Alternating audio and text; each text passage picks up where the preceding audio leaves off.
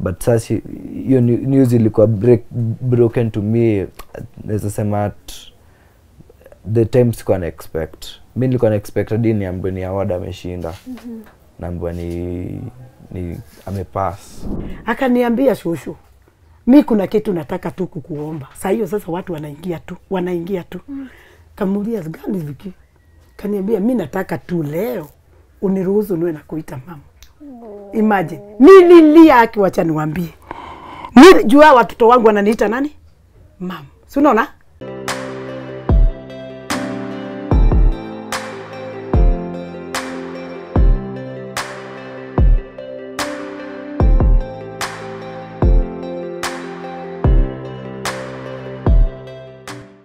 For many years, Nancy Nyambura, aka Justorina, graced our televisions and made millions of Kenyans laugh. But today, her kids are suffering in poverty.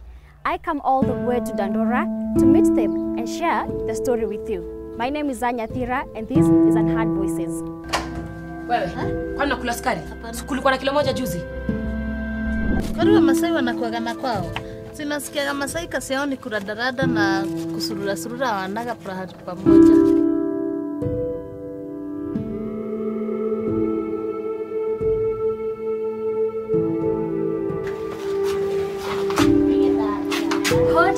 Karibu.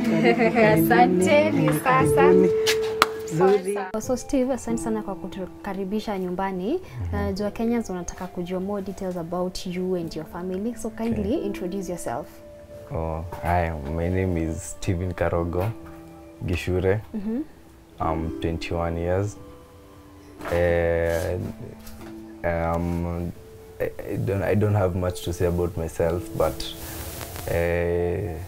I'm just humble, and I know to live with people, and I can live with different kind of people. Okay, that's basically me. I'm adaptive and sometimes talkative. Yeah. Okay, nice. Na sasa shule umesoma nini? Nimesomea diploma ya ICT. Shule inaitwa KTTC, Kenya Technical Trainers College, iko pale Gigiri. Hebu tueleze life ilikuwaje growing up? Growing up was a journey. It was a tough life. Juu mimi nimegrow ya ghetto. Najua watu wengi wakisikia ghetto wanadhani nyingine a settlement tu pale ya mabati nini. Yeah. Like mimi nimegrow ya ghetto, najua stories za kusurvive, yani day to day hustling. Ya kupata hata kaa ni 50 bob in a day ama 20 bob in a day na una survive nayo, bora umekula. Na kugrow up imekuwa hustle juu mamangu ndo like she was the breadwinner. I was brought up by a single mom.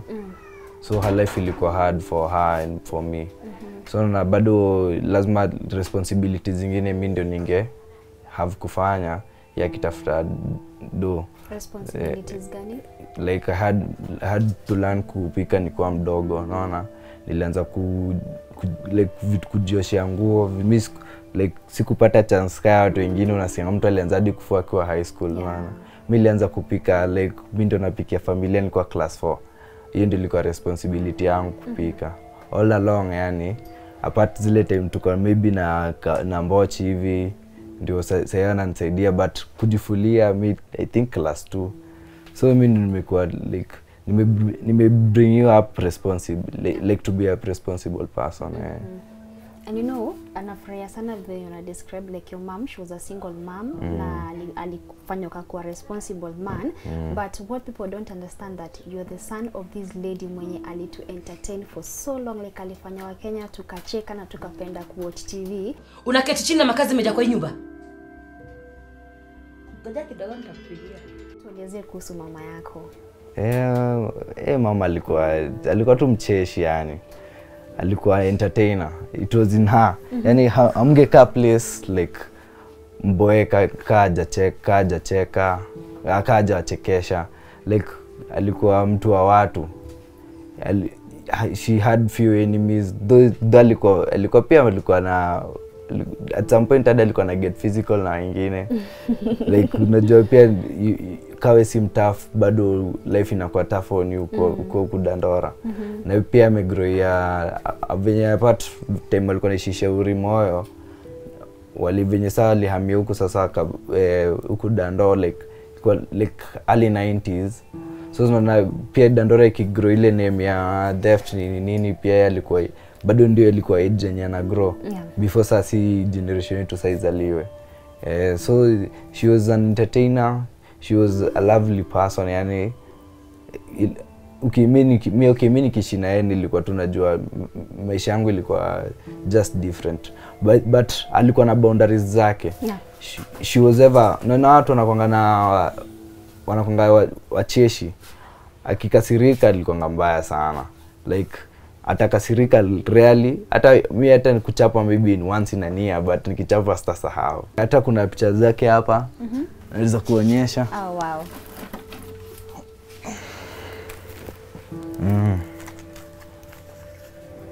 Uni nani? Uni mimi. Ulikuwa cute baby. Tuko na Guka, dad na mom. Ndio umepatiwa pesa hapa. Umepatiwa so. Kuna kina na family. Alikuwa mtu wa watu kabisa. Unaona picha zake mob iko na watu. Yeah. Tukua Vicky, Victor. I think hapa alikuwa 4. Okay. This is beautiful. Picha yangu na yetu nikiwa 10. Hapa mlikuwa mmeenda wapi? Uhuru Park? Kasande fulani ya mama kwa treat. Nilikuwa napenda outing sana. Mama that's nice. Look, karibu every Sunday after church lazima tungeenda mahali. Oh wow, that's beautiful. Hapa Guka na Shosh sasa.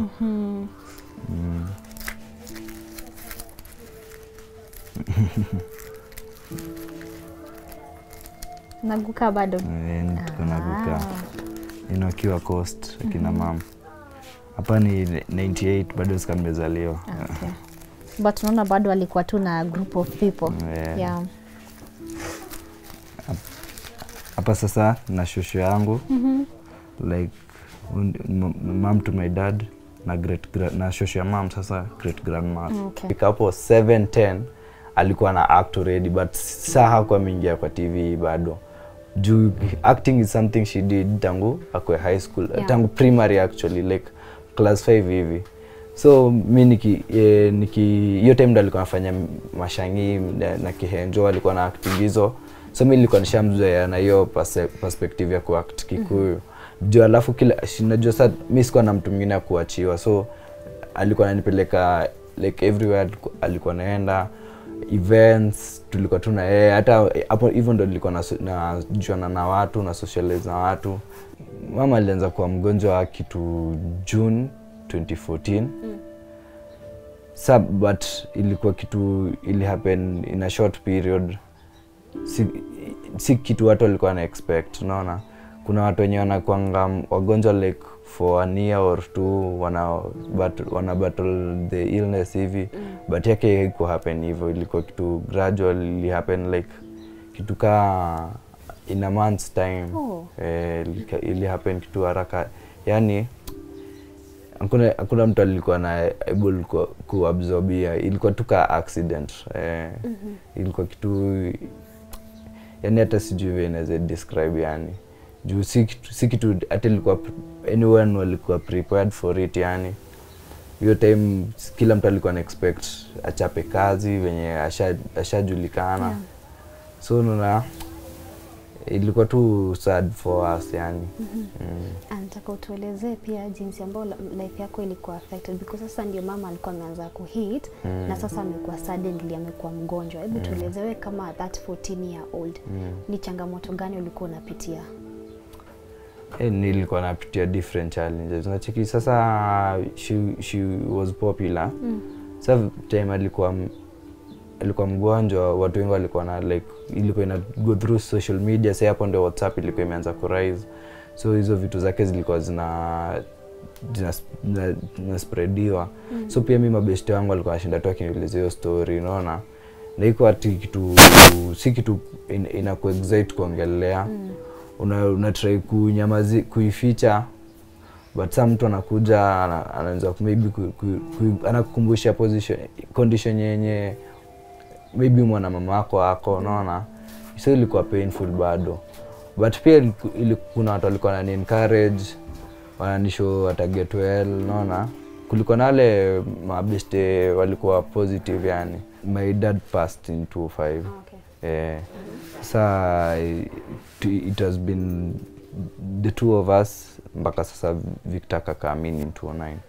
So alianza kuwa mgonjwa nikiwa shule. Nika class chetu akakuja akaniambia the news ni mgonjwa amekuwa admitted hosi, but nisikwe na worries, lakini akanipea chance nikitaka kwenda home niende. So mimi nika take hiyo chance, nikaenda home nikapata nikaenda home, tukaenda hosi na aunti yangu. Then sasa hiyo kitu mimi nilikuwa naenda nirudi shule, but when niliona hivyo mimi nika decide rudi shule, mimi nitabaki home. Juu alikuwa anafaa kurelease like in 3 days, si kitu ilikuwa ina take long. So after alitoke home so she needed support. So mimi ndo nilikuwa hapo na yeye, mimi ndo nilikuwa nampikia. Hata hiyo time hakuwa na like na nguvu juu alikuwa hospitalized like for 2 weeks. So alikuwa kwa bed the whole time, so hadi coordination ya mguu yake iko poa. So mimi ndo nilikuwa na walk around the house hivyo na clean up the house. Mimi ndo bado like kupika ilikuwa duty yangu tu kutoka kitambo. So bado hizi chores za nyumba bado mimi ndo nilikuwa nafanya. Ya bado ulikuwa unaenda shule? Hiyo time nilikuwa kuna time sasa najua nilikuwa boarding. So nilikaa home like for 2 weeks hivi. Ndio mama akaniambia nifanye badala ya kukaa home hivyo niko naenda mchana, juu alikuwa ameanza kuwa fiti, so mchana angekaa peke yake. So nienda tukatafuta day school inaitwa Tasia Hill Academy. Nikaingia huko. Ndio sasa nikitoka hapo na toka hapo naenda home. Tunaenda actually pia tulikuwa in the same school na bro yangu, lakini yeye alikuwa the primary. Sasa mimi tulikuwa natoka tu na Viki jioni, tunaenda tunapika. Condition yake ilikuwa sana at the point ili have kwa readmitted. Ilikuwa tu okay, sikumbuki exactly what happened, but nakumbuka alikuwa extremely weak. Gukangu akasuggest tumpeleke hosi fulani hapo, ilikuwa private, ilikuwa hapo around home. But kufika huko wakatu tuma Nairobi West. So kutoka hapo wakaenda kakaleka a day during the day, but usiku akaambiwa akasendiwa SAR Kenyatta. Sasa hapo ndio kutoka hapo ndo akakuwa admitted tena like for the remaining days of her life yani. Hata kama mama alikuwa mgonjwa, mimi nilikuwa positive that atapona juu unaona kulikuwa ni event. So hiyo time tulikuwa na best yangu anaitwa Max, tulikuwa PS Paipu. Juu tulikuwa naishi Tasia, so tulikuwa naenda tu Paipu. Tulikuwa tunaguze huko PS. Sasa tukicheza FIFA mimi nikapata 2 missed calls. So nikasema acha tu ni call, ilikuwa new number. When I called nikamwambia ni Steve, acha nikupigie. Na nikakata. Nani alikuwa amepiga? Ilikuwa tu colleague wa mama. Okay. Akanipigia akani-explain ya ulikuwa nasikia ulikuwa umekuja hosi like 2 days ago, ulikuwa umeacha mama aje. Nikamwambia mimi nilikuwa nimemwacha. Ilikuwa like mbaya juu like 23rd hiyo July. Nilikuwa hosi na yeye like into the last time nilimuona. So hiyo 24th sikuwa nimemuona. So 25th ndio tulikuwa PS. Maybe actually nilikuwa nangoja call ya Masai, alikuwa aitwa Hila. Mwenye alikuwa anakaa Masai kwa Justo aniambie tuende hiyo event. So nilikuwa ngoja tuende na mom. whatever condition alikuwa. Unamaanisha kalasha Kalasha hiyo kalasha. So it happened in the same night. So venye ako amenipigia, mimi nikasema acha tu niende na best yangu ndio alikuwa ameshinda kinipigia tupatane. So tuko kwa hiyo process tukicheza after nimeelezea ameniuliza condition yenyewe niliacha mam. Nikamwambia sikuwa nimemwacha vizuri sana, nilimwacha kwa life support. Hiyo time alikuwa kwa life support. Na kaniambia unfortunately amepass. Na kaniambia nisishtuke, kila kitu itakuwa tu sawa. Alafu then best yake alikuwa anaitwa Anita, akanicall Mama Levin. Na Mama Levin akanicall, akanishow the same story, nikamwambia nishaambiwa. But sasa kaniambia Sunday watanikujia tuende sasa the following day the 26 sasa tuende tukamwone. But sasa hiyo news ilikuwa broken to me. Naweza sema the time sikuwa na expect. Mimi nilikuwa na expect hadi niambiwe ni award ameshinda. Naambiwa ni amepass. What happened next after you received the news that your mom amepass? And I know by then ulikuwa 14, so ulikuwa kijana mdogo, hata bado huko understand like the impact of losing her. What happened next? Mimi nilikuwa yani nilisha nguvu at that moment.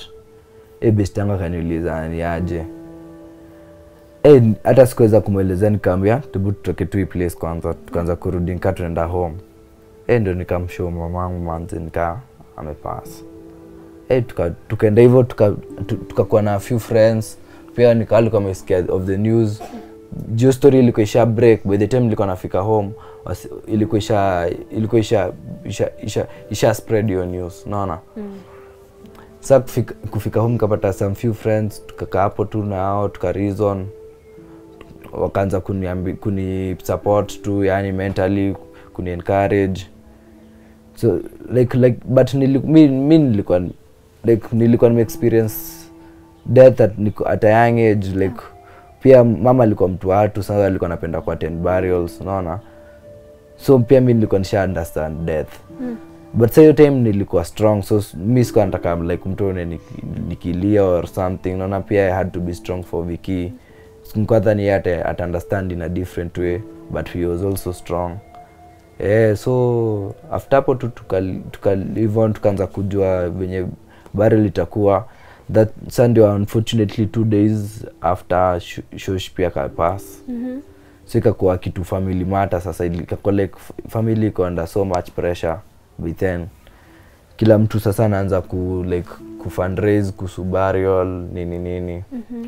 Ilikuwa two time hurting. It was a trying period.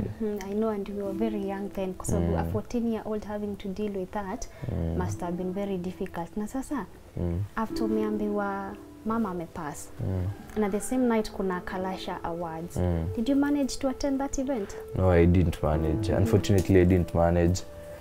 Lakini award ilikam like the following day later. Although hadi sahi bado iko na the production. After some time tulika home now, like before the period time Mbalezi, but after then ilichukuliwa. But niliambiwa nikifika of age naweza ichukua. Umeenda? But bado sijaiko in a position to do so, unaona? Juu pia nimekuwa na a lot to think about apart from our life has to go on. True. So siwezi katuni na sijui kama hata ilikuwa na like finances attached to it, unaona? Na nige kitu ya like 8 years ago, it's almost a decade. Na sasa na najua mimi najua watu wenye wako involved ni watu wengine nimeishi na wao, so watanipea tu. Okay. Sawa. Nataka tuongee nao the support and you ulipata maybe from the community, from your family, from your mom's colleague after you lost her. Yeah. Okay. So after I lost her, nilikuwa na too much support. Sisema too much ilikuwa, but the support was felt. Politicians pia wali come through. like Sonko alikam through walipeana do Jaguar nakumbuka pia, na pia wasanii pia kulikuwa na fundraising pale National Theatre of which I attended. Wasali support. Nilipoa like tulikuwa tumepoa do ya kujisustain yani. How much was that then? Actually sinona nilikuwa mdogo, so mi sikuwa so much into the finances, na as much as mi sikuwa nataka kujiassociate na hiyo nini, mi as long as vitu zangu zimefanywa mi nilikuwa tu sawa, but enye ilikuwa tangible ni like enye tuliletwa na Sonko like 150 na Jaguar like 100, so like 250. But unajua sasa hiyo pesa ilitusaidia like for the first years yani. Juu haikuwa invested on, so after some time iliisha. Ilikuwa hiyo pesa ilikuwa tu ya kutusupport sisi, like iliniingiza shule, ilinilipia fee hiyo time, ilibuy brangu food na uniform na nini. But sasa tunaona ilikuwa tu withdraw, inaidrowiwa, so haiku last venye ilikuwa imeplaniwa like kunimaliza mpaka form 4 na Viki mpaka class 8. Okay, now from the fundraising, you've mentioned fundraising. The money that was contributed iliwasaidiaje? I think hiyo ilikuwa used kwa burial. Okay. Ilikuwa finances za kutoa kwa burial. Hiyo burial ilikuwa ili take a lot of money juu ilikuwa wali have kubariwa on the same day. So it had to be two funerals in one day. Two funerals in one day. So your mom na my grandma. Na your grandma. Okay, na najua life yako ili have to change drastically now after mama amepass. Sasa ni wewe, your dad alikuwa amepass kitambo, and then your mom followed, and then now you are shosho. So umeacha wewe na brother yako mdogo. Hebu tueleze zile challenges zenye ulikuwa unapitia tena. Hiyo time nilikuwa na face several challenges, as in kwanza ilikuwa na impact kwangu socially. Yani singe interact on the same level nilikuwa na interact na watu kitambo. Juu watu kikuwa tu sorry for you, pia unaanza kuwa sorry for yourself. Na pia nilikuwa pia kuna vitu mental zilianza kufanya nilikuwa na vitu miss kwa understand at the moment. Mental issue sasa unaona already kuna too much pressure, kulikuwa na too much pressure on me. Especially when watu wengi walikuwa give in to me, watu wengi walini najua when you're given too much is expected from you, unaona. So watu kuna standards walikuwa na expect mimi niishi nazo, na mimi bado nilikuwa teenager, so bado nilikuwa na deal na adolescence. So watu wako wananipa hiyo room ya kukua na loss pia, naona. Watu wako wananipa room ya kuwa normal child, naona. Sawa, hebu tuelezee zile shida ambayo wewe na ndugu yako mdogo mnapitia leo. At the moment. So at the moment mimi naweza sema mimi nimekuwa na financial struggles. Sijakuwa na mtu wa kuinvest on me and my ideas. Before you mention bro, na kuangana sina kasa hiyo already yako class 6. Already mimi na kuangana like na kuangana nimeangalia like in 2 years or 3 years time atakuwa high school. So nisipojipanga at this moment, nisipojipanga sahi itakuwa very challenging time for me. Jona kuna vitu kata bursaries akina shosho yangu ametry zikibackfire, naona. So at some point tunajua hiyo burden ya school fees itakuja tu kwa yangu, juu nimemaliza shule, najua pia wako na hopes na mimi nipate job, niweze kuweka in a good place yani. Umeanza kutafuta job? Bado sijapata bado certificate ya shule. Bado sijaanza kutafuta. Certificate unapaswa kupata lini? Nikisha graduate maybe November. graduation it's around November. Okay, sawa. And if someone was to offer you job size, so you have an ID, at least you have, hata kama hauna certificate after graduation, uko na hiyo knowledge, someone angekupatia kazi, ungeomba maybe gani? Okay, mimi ni mtu tech sana. So anything to do with computers, me I'm up for it. Juu mi ni mtu napenda kukua challenge kwa brains yani. So nikakuwa na opportunities kaza hata writing even articles ama vitu kaa hizo ama hata coding at some point. Okay, that's really nice. Na pia wakati tuliingia hapa, just to mention, Junili notice you have an interest in it. Only mention the cameras, bako unajua the type. Is it something maybe pia unaweza taka maybe production? You never uwezi jua nani anaweza kuwa kiwatch. True. Mimi ni kitu nimekuwa interested in a long time. For a long time yani. Ndio niko na, as I said, niko na label yangu inaitwa Draco Dynasty yangu na best yangu. Na some partners pia mabesti wetu. Sasa kwa hiyo tuna plan pia kuwa na kuenda advance kwa media. So pia tunapanga kuwa na shows. So lazima tukue na vitu kaa equipment, vitu kaa hizo. So nazijua but sijaipata mtu wa kunibaia hizo vitu yani. Okay, sawa. Any last words to Kenyans tukimalizia show? Nipe tu support mimi na brother yangu juu yenyewe imekuwa hard for us juu na sasa brother yangu alitoka from a place alikuwa sema good in life all those years tena yamekuwa ghetto. Unaona mimi naweza taka kwa in a better place juu environment pia ni key for a growing child. Unaona sasa mimi niko nataka support ni support label yangu. Already niko na products, tuko na ma t-shirt, makofia, ma hoodies. Mtu ako interested anaweza buy na zinakwanga at favorable prices. So yani kuni keep going, so ndio hadi pia mimi niko na other opportunities, nifungue other businesses pia. Alafu pia ningeshukuru kwenye wamekuwa kini support. Kuna watu wamekuwa kijitolea M-Pesa. Na thank a lot for the support yani juu most of them wanatoa from the heart juu yenyewe si easy at this time of the moment. But ni alafu kenye imetoka kwa roho najua lazima ikuwe manifested. Na alafu juu pia kuna good intentions pia najua inakuja ikuwa na positive energies for me. And I love when unaongea kuhusu manifestation and positive energy, yani you're so deep.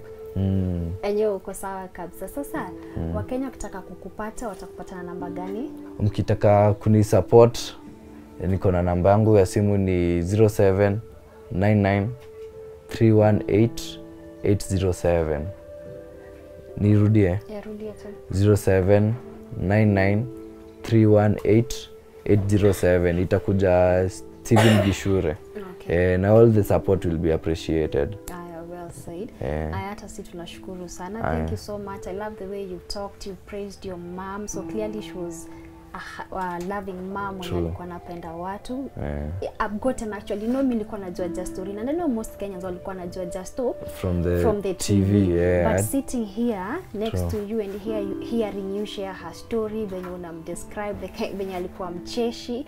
Thank you so much. Another thing I love about you, and I know your mom is going to be so proud. It's how ukiongea tu bado you're just thinking about your little brother.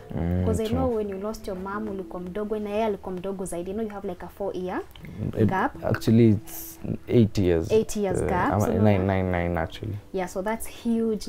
Like you're very responsible for him, and I really want to thank you for that. Okay, thank you. The fact that you're ready to restructure your life in a way yenye ata benefit, yenye utamraise na utamnurture. Thank you so much. And I know Kenyans are going to be proud of you, and your mom is going to be proud of you. Yes. Okay.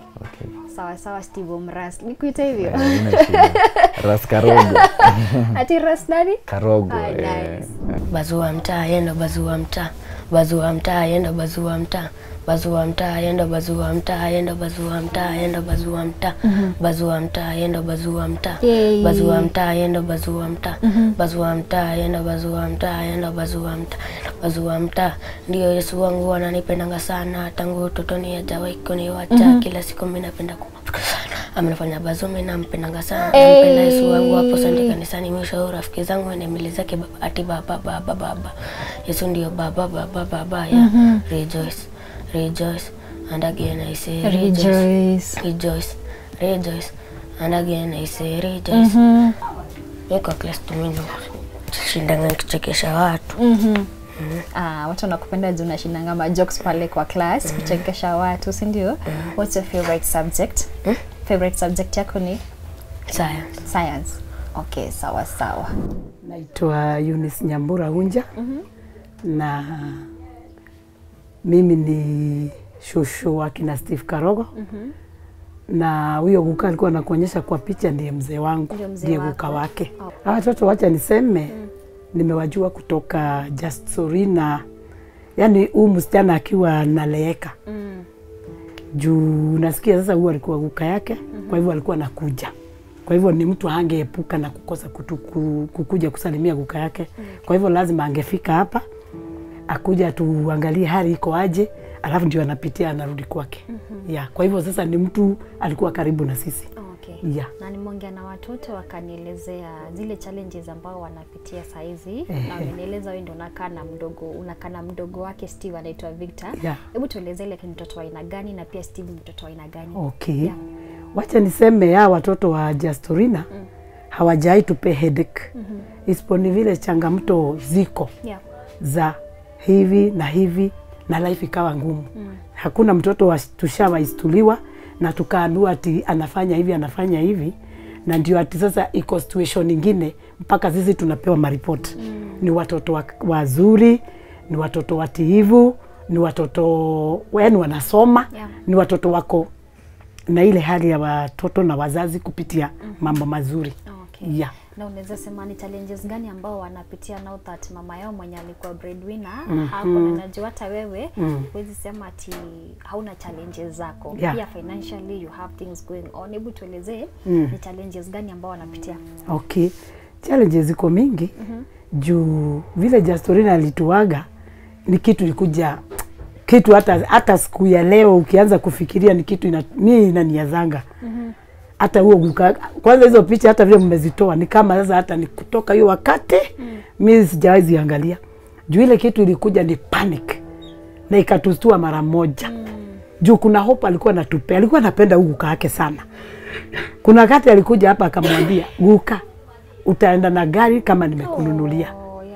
Akawa na hope kubwa sana. Guka yake akampigia story akamwambia utaiba pesa. Akamwambia Guka ebu amini. Na sasa hiyo wakati ndio tukasikia amegonjeka. Hatukustake kama ni serious. Kugonjeka na kutibiwa na kuondoka, yani kupewa ruhusa Kenyatta. After 1 week ikamrudia tena. Kumrudia na kupelekwa hospitali.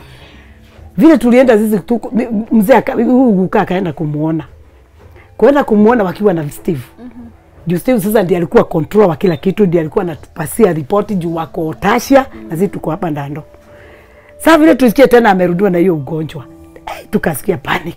Kila mtu akataka Steve sasa vile alikuwa anatuwaza, kila mtu alikuwa anataka kufika wapi? Huko wakaenda na Guka. Kufika na Guka, kumbe ni kitu serious. Vile walifika mimi wakanipigia simu akaniambia, shosho walikuwa na kijana mwingine wangu mkubwa. Mom, shosho si ukuje. Nikauliza what are you saying? Wakaniambia it's very serious. Nikasikia panic.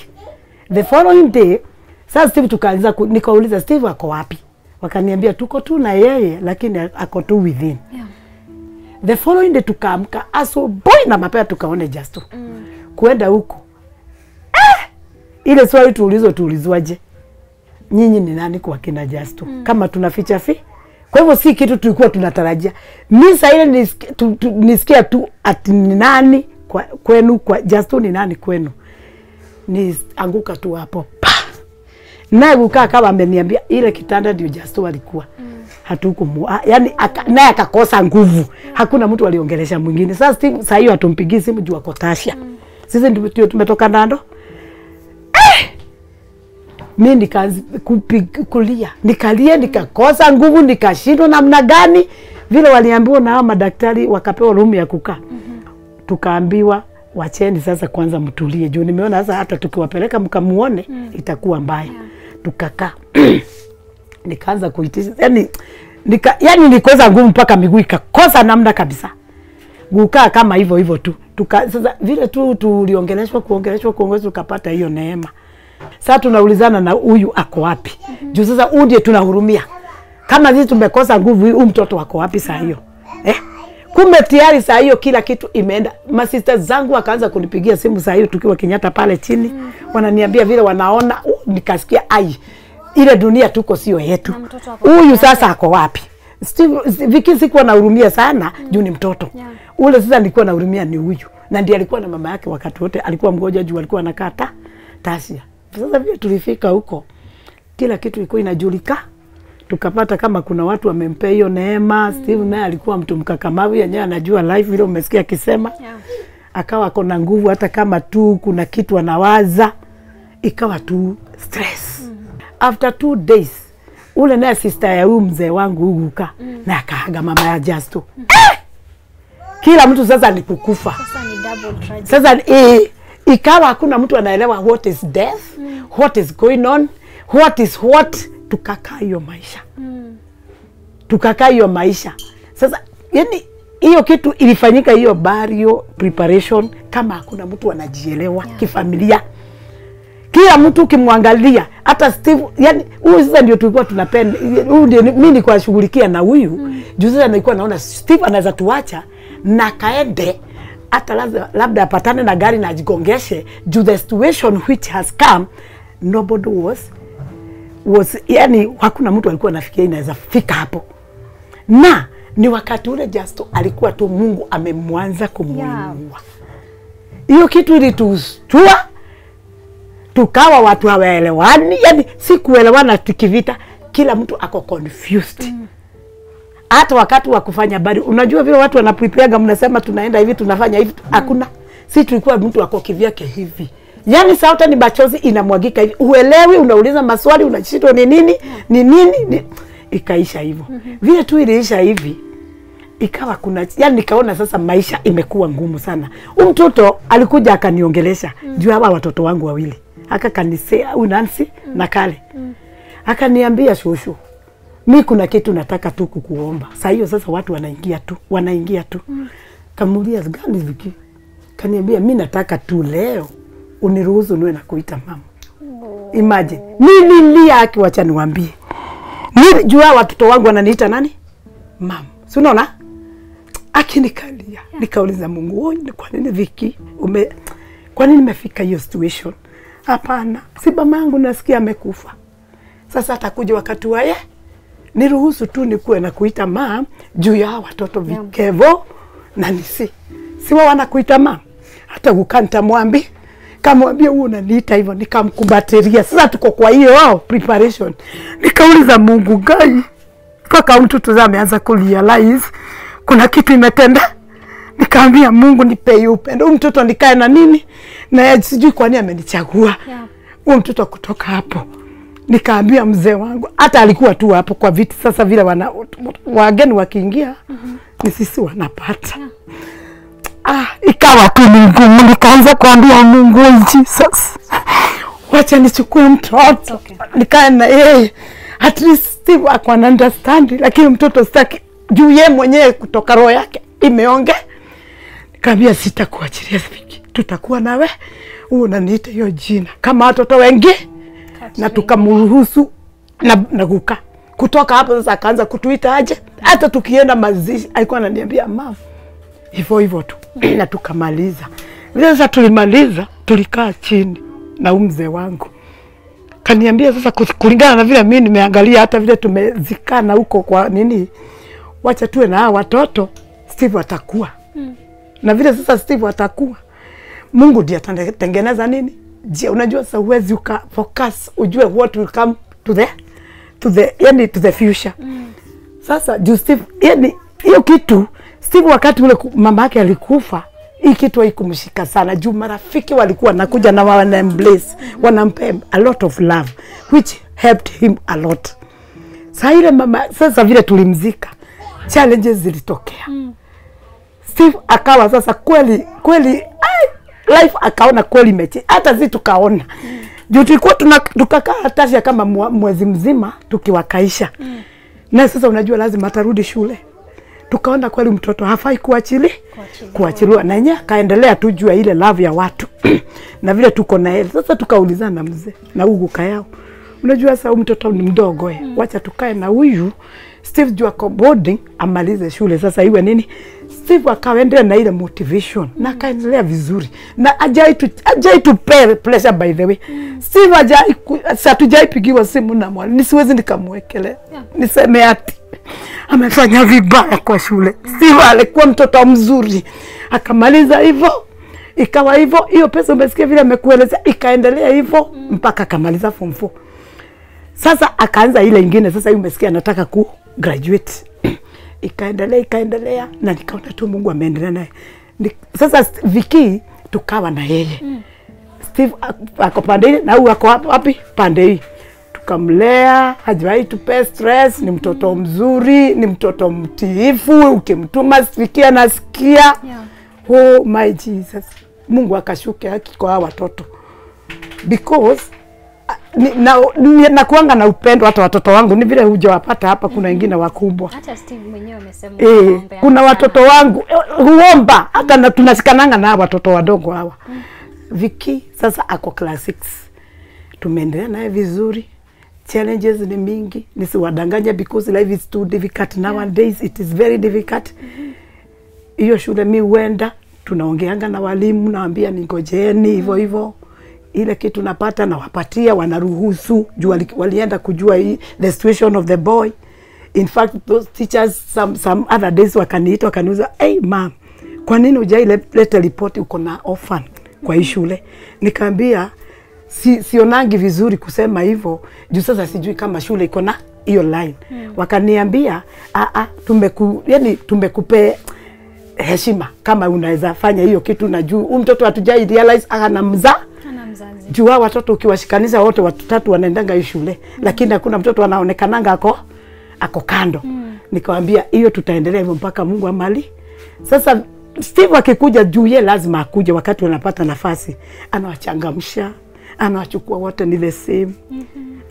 Yani isponi ile sasa challenge ya kukosa pesa, kukua hakuna job, kuwa sasa sina hiyo nini mzuri. Si ati niko na nini na yani na hiyo si ati ni watoto wanaweza kaa vibaya. Ni vile sasa sina nguvu. Kwa hivyo sasa mimi ombi langu naweza tuomba kama tu mnaweza washika mshike tu Steve hivyo. Juu kuna neno mama yake akikufa alimuongelesha akamwambia be a man. Be a man. Ile tu ndio neno ile just aliongea ndio aage. Be a man, you help your brother. So if at all it can inaweza timia mtaweza kuwa tu vision ya Justo mmeifikisha. Jumali tumefika hapo hata vile mmekuja huku tunakaanga hivyo na upenda. Ikiwa ni kaugali tunashare pamoja. Ikiwa ni nini tunashare pamoja. Tunakaa kama family. Hatujawahi peleka maneno zetu huku ati unajua family inakuwa extended.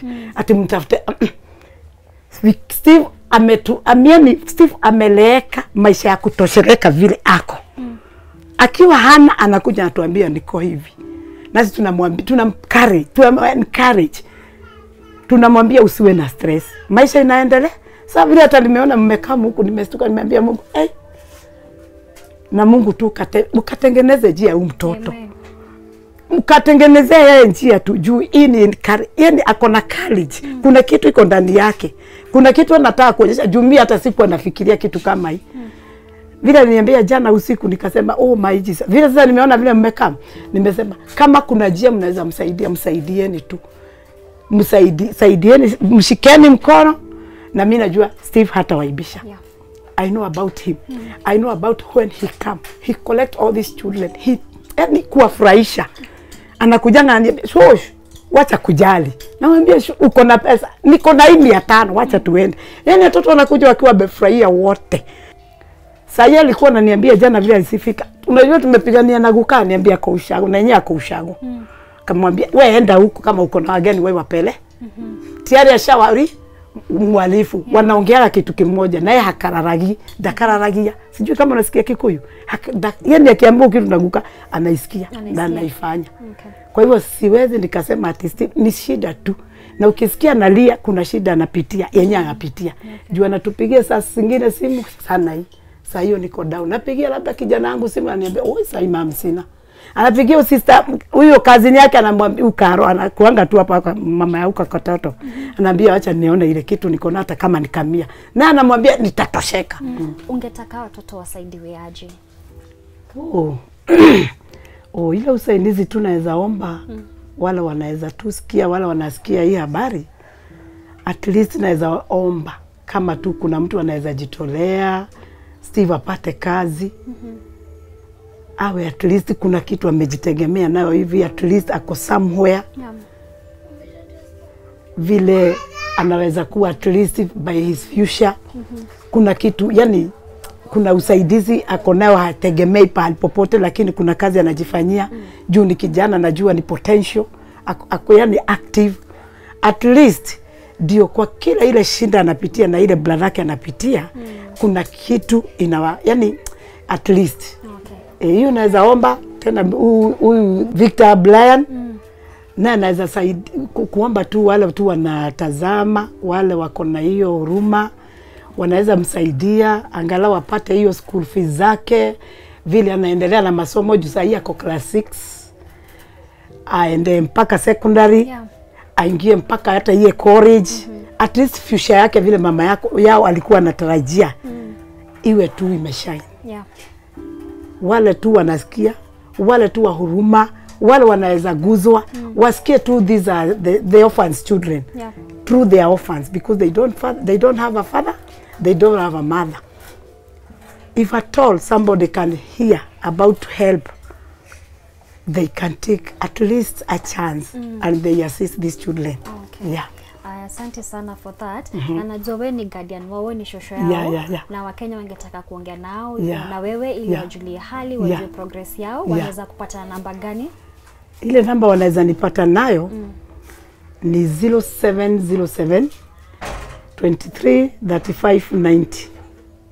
0707 23 35 90 ni Safaricom. Asante sana, nataka kukushukuru sababu umefanya tukajua just like Steven in a different way, like in a more personal. And I feel like unaona, and I know Kenyans watakuwa tagged. Tumekuja kujua Justorina. Oh Jesus, kai mwadhani Justo.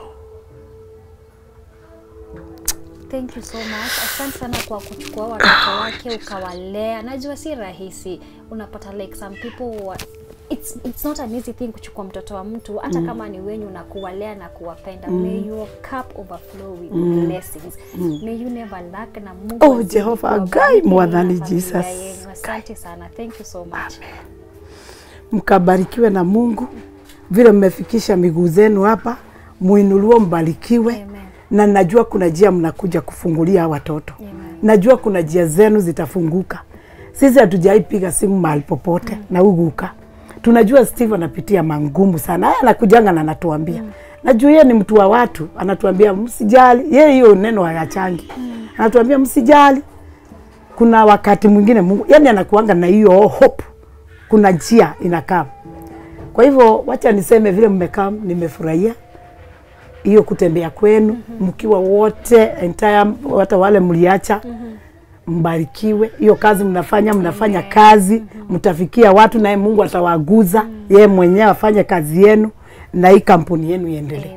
Ndio hiyo tumetolea juu. Nimeshukuru juu ya yole sasa mmefanya. Asante. Barikiwa tawe. Amen. Amen.